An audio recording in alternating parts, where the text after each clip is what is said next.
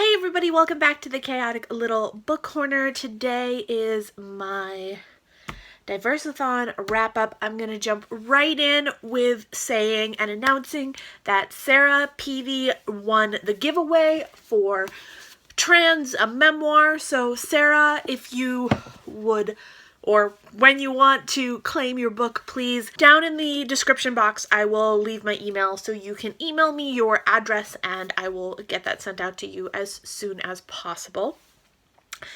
So, how was DiverseAthon, guys? For you guys, how was it? Because for me, I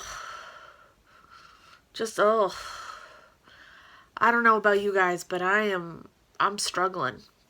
This past week, it drained me. It exhausted me. Lots of things happened in this world and in this country here in the US that really hurt me and broke my heart and infuriated me, and because of my mental state, I wasn't able to protest. It just was too much. But I feel disgusting, and I feel like something very wrong happened this week, and I just but I read some amazing books. I really got to dive into some amazing worlds, but I got some stuff done. I did. So let's just dive in here, shall we? So the book that I finished today on the last day of the readathon was Americana. Now, I read Americana by Chimamanda Ngozi Adichie in a few days, and wow. So I went into this thinking it was all hype, it was all blah blah blah, and I'm glad I was proven wrong, because this really stood out to me as something really different and something really beautiful. And it is a piece that talks about interracial relationships. It talks about coming of age in a time of change. It talks about immigration. It talks about self-image and self-worth. It talks about race in this amazing way about so many things. And I would say, I gave it 5 stars on Goodreads. I would say it's a 4.5. For some reason, I feel like there was something that could have been different, something that could have given it that extra oomph. And I don't know what it is, but I would still recommend this 110%. I think it's incredible. I think that because of all the hype around it, I was expecting that extra oomph, and it wasn't there, so it disappointed me. But the romance in this was okay. I'm not really a big romance person, but the story, the characters will stay with me forever. The plot of this is about a young woman and a young man who come from Nigeria. They leave Nigeria because of a dictatorship. I don't think this would have struck me the same way had I not read it the weekend I did. I think this is going to stay with me forever because it's going to be one of those time and place books. I was reading this when I found out about immigration laws. I'll never forget that. So yeah.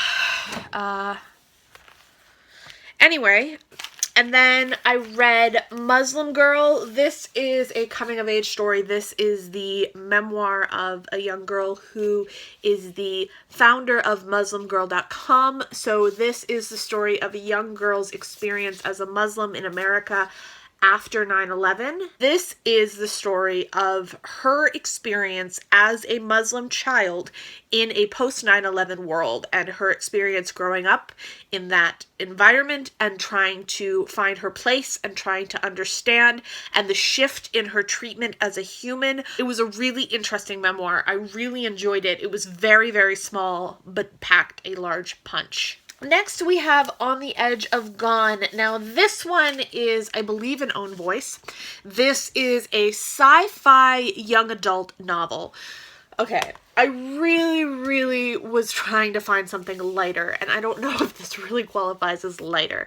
This is a story of a young girl. She has autism. Her name is Denise, and she and her mother is a drug addict, and her sister is trans, and the three of them are trying to find shelter and safety in an apocalyptic world, and the spaceship that they found safety in decides that they are not worthy of their help, basically, and that they should be left alone on Earth. This talks a lot about who are the chosen ones, who gets to leave the Earth, who gets to survive, and how do we judge who is worthy of survival. It's a really kind of interesting and weird concept, but it really takes that sort of basic apocalyptic dystopian world conversation and turns it into who did we leave behind, who did we forget, and why, and who gets to decide and what makes them decide what is worth saving.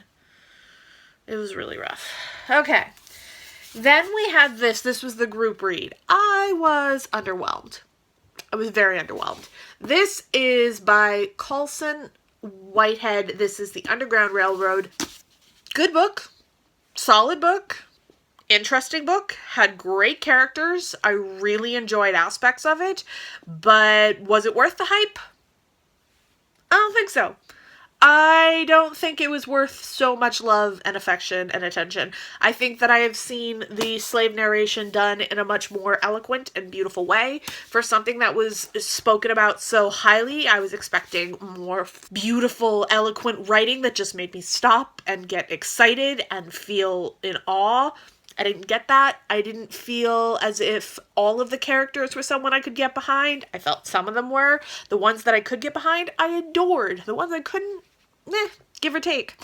I thought that this was an interesting concept. Did I think it had been done before? Not entirely, but could it have been done in a different way? Absolutely. I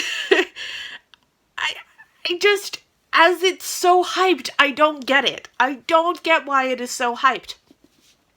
I understand what it does. I understand that it's a little bit groundbreaking. I understand that it gives a voice to those who didn't always have a voice.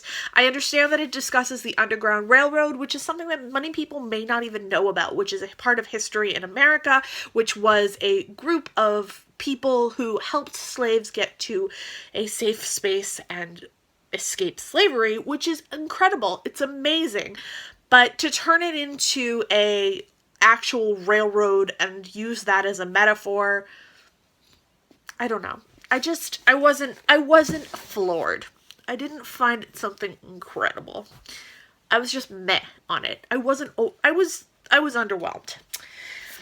This, though, underwhelmed would be the opposite of what I was. This is I Am Malala, and this made me feel like I need to get my act together. Like, this made me feel like I am not doing enough in this world as a person.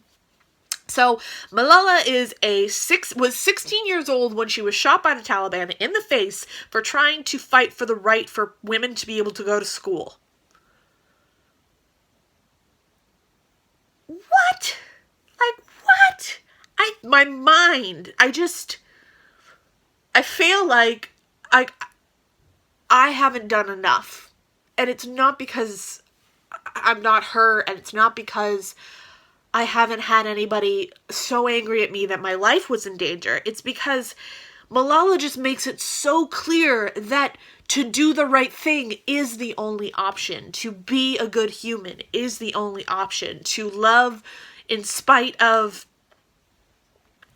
difference and power and danger is the right thing to do. And it was incredible. And I was absolutely floored. I was floored. I learned a lot about the history of Pakistan. I learned a lot about the history of the Muslim faith.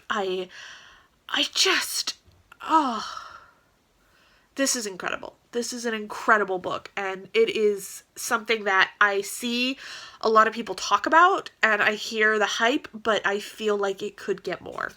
I feel like it's been forgotten, and it makes me really sad. This is The Accusation by Bandy. Now, this is a collection of short stories talking about the day-to-day life in North Korea, and it's written by Bandy, who is a person who is still in North Korea.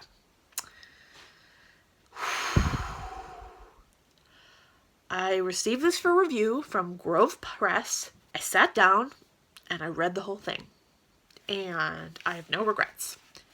It's actually pretty large font, so that was helpful. But I will do a full in-depth review on this because I have a lot to say. It broke my heart. It destroyed me for a day. It made me feel powerless and sad and afraid, and then it made me feel hopeful and excited and brave, and it made me feel love, and for people I've never met, for a place I've never been, it made me feel sympathy for people that aren't even real, but that could be real, and it did something. It did something incredible and something different and something new, and it was phenomenal. I loved it. I absolutely loved it.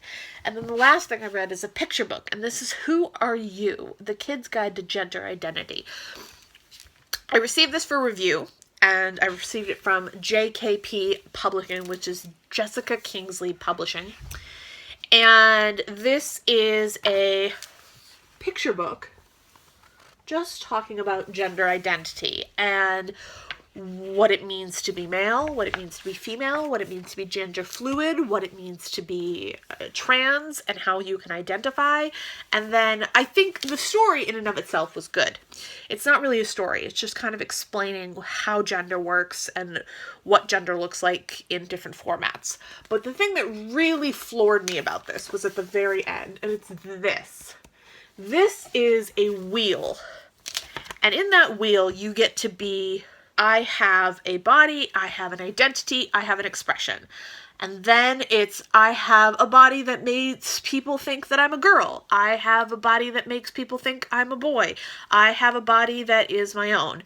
And then I am trans, gender fluid, and all of those different options. And then at the end, it says, I like, and the I like is the part that's really interesting because it talks about, when you go to the I like part, it says, I like cats, and I like cheese, and I like trees, and I like mac and cheese, and I like football, and I like dancing. And it just really expresses that there is no gender that defines what you can and cannot like, and who you are not. And I really enjoyed it, and I thought it was really beautiful, and I thought it was really well executed. I think that for some people it may feel a little preachy, because I don't know if everyone would want their children to understand identity of gender at this age, because this is for ages, I believe, 3 to 8, I would say. And I can understand that some parents don't want to have this conversation with their kids, and that really makes me sad because I think they should, but that's not my place. I am not their parent, and I am not a parent, so I cannot decide for them. But I do think that this is a really good way to start a conversation with your child and help them understand what's going on, because I think we're coming to an age where gender fluidity is becoming more and more accepted and more normal, and I think that is something that could be really healthy for this world, to be able to feel sadness when you're a boy and to be able to feel anger when you're a girl. Those feelings are normal no matter what your gender is, but for women it's so frowned upon and so objected to, and then for men it's so objected to if they want to cry or feel sad or depressed, and those are real emotions that they should be allowed to express, and gender fluidity allows that to be a much more accepted practice. But it's so hard to break a stereotype of gender when it's so ingrained into us. And this just kind of helped give that a little bit more perspective. And I really, really appreciated it. And I was so grateful to Jessica Kingsley for sending it to me. And I really enjoyed it. So yes, those are the books that I read for DiverseAthon. Again, Sarah Peavy, you have won the trans book.